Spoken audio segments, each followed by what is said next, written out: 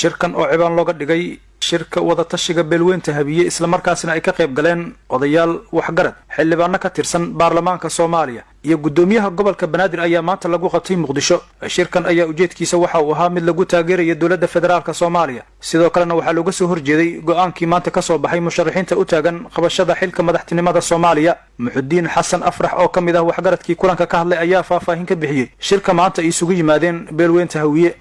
annagu dagaal ma naqaan laakiin meesha mudan aan la dagaalayna meel dagaal mudnayn xoog ka saar lagu tumo marrabo dagaal gelimayno meel dagaal u baahnayn dagaal sawaan naqaan laakiin meel dagaal u baahnayn in la geliyo marrabo waxa dhisan dalkan waxa soo marray xilli yaab leh oo la isdilaayo oo la isdhacaayo oo ay hogaamiyaan kooxood qabaa'il u kala baan meel u kala xirayeen oo dadka baasa ka qaata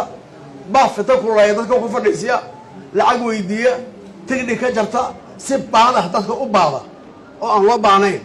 anagu kuwaas ma rabaan oo sacabtu maado oo la yiraahdo ilaahu noo soo celi kuwii dabkan u baliidinay. sidoo kale shirkan wada tashiga waxaa ka hadlay qaar kamid ah salaadiinta Soomaaliyeed oo ku baaqay in la taageero dawladda federaalka Soomaaliya isla markaana mucaaradka dawladda ka soo horjeeda ay ka shaqeeyaan nabadda iyo xasiloonida. laakiin waxaan leenahay qadiyadda iyo sharafta loo naga hadashay mabda ayaga ayaa naga hadashay garashadayada ayaa naga hadashay Soomaalinima naga hadashay nabad jacayl naga hadashay ujeeda ciddi doonta ana propaganda waxaan leenahay xasbunallahu wa ni'mal wakiil. maxamed cabdullaahi maxamed farmaajo madaxweynaha Soomaaliya xoog kuma uusan imaan meesha walaalayaalow xabad kuma uusan imaan xildhibaanadeenniyaan noo keenay Soomaaliya maalin meel inta isku gudbita barqadii ayadoo aniga cadadkii murashaxiinta ma aqaane waxa maanta la hawiyeynayo oo hawiye la leeyahay meela barqadii inta Soomaali iskugu tagtay ayuu ayadoo la wada taagan yahay galaangalkiisa iyo nasiibkii Ilaahay siiyay ayuu 7 saac wuxuu ku guuleystay madaxweynaha jamhuuriyadda Soomaaliya inuu intaasi kadib waxaa hadalka qaatay qaar kamid ah xildhibaanada baarlamaanka Soomaaliya ee dadaalka ku soo bixiyay in gobolka Banaadir uu helo 13 sanatar kuwa oo musharaxiinta u taagan qabashada xilka madaxtinimada Soomaaliya u jeediyay eedeymo culus. waxyaabaha lagu heshiiyay waxaa kamid ah meesha laga sheegay waxaa la yiri gudiyadaas dhismahooda waa inay ka wada qayb galaan golaha hadda jasiira tiimka ku shiraaya iyo dawlad goboleedyada iyo dawladda federaalka ah waxay heshiis ku yihiin nimanka jasiira jooga murashaxiin waaye kuraasay rabaan annagana murashaxiin anaga xildhibaan anahay murashaxaan kursi aan rabaa anaa qoraayo guddiga doorashooyinka adigana ma qorayso xildhibaanada iyo dadka kale xilalka raba iyo siyaasiyiinta aan madasha joogin saameyn male yaa loo sheegaya macnaheedu ii qoray adigu wixii aad rabtay intaad shir hool ka kareysato hotel hool ka kareysato oo adigu meeshaad maarta qadada aad cunto ayaa go'aan ii gaaraysa inaad adigu qorto wixii gudiyada ahayo laga dhaxeeyay nin Soomaaliya oo haddana reer gobolka Banaadir oo dhibaatada ka dhacday dalka inuusan uusan taageerin dhibaato kale inay ka dhacdo taada kale mar haddii ciidamadii mushaarkoodii oo dhammaystiran bulba qaadaayo waa ninka dagaalamayo oo la leeyahay dagaalan aawleena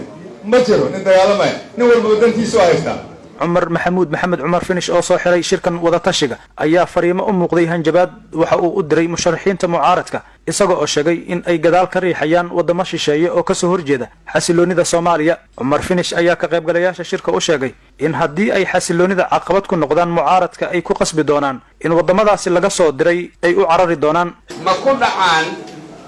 inay qashqashaadaan xasiloonidan aad ogtihiin inta wiilo idinkaga dhimato ma ku dhacaan ogaado iyagu waa ogyihiin inaysan ku dhicin kuwa soo diray ayay u muujinayaan inay shaqeeyeen hadday isku dayaan qalalaasana ilaahay subxaanahu wa tacaala ayaana yidhi tallaabtan qaadi lahayd oo noo tilmaamo muxuu yidhi allah suurat al-ahzaab lain lam yantahi almunaafiquun والذين في قلوبهم مرض والمرجفون في المدينة لنغرينك بهم ثم لا يجاورونك فيها إلا قليلا ملعونين أينما ثقفوا أخذوا وقتلوا تقتيلا.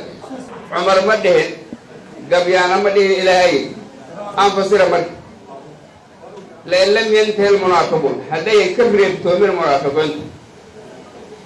إيه والذين في قلوبهم مرض إيه قوة قلب جود عذر كجرو إيه والمرجفون في المدينة تكون مجالدة بنت إيه بربجانك كجل جلا هذا يكرر من هذا يكرر من لأنه غريانك بهم عليهم قدرينا ثم لا يجاورونك كقول مركا كده إنك كقول الدرس معيان فيها مجالات الإحداث إلا قليلا هي المعنى ملعونين وأقوال نعلذي أينما سقفوا ميل كسو أي تجان أخذوا هلا قبضوا وقتل هلا دليل الله shirka ayaa ugu dambeyn waxa laga soo saaray war murtiyeed waxaana inta badan uu ahaa mid fariimo loogu dirayay mucaaradka dawladda ka soo horjeeda oo 6 maalmood ee la soo dhaafay ku shirsanaa Muqdisho si aad u isticmaasho application-ka fadlan kala soo deg Google Play ama App Store-ka ku qoro IBS Mobile Banking kadibna guji install si aad ula soo degto app-ka haddaba ka isticmaal taleefankaaga adeegyada IBS Bank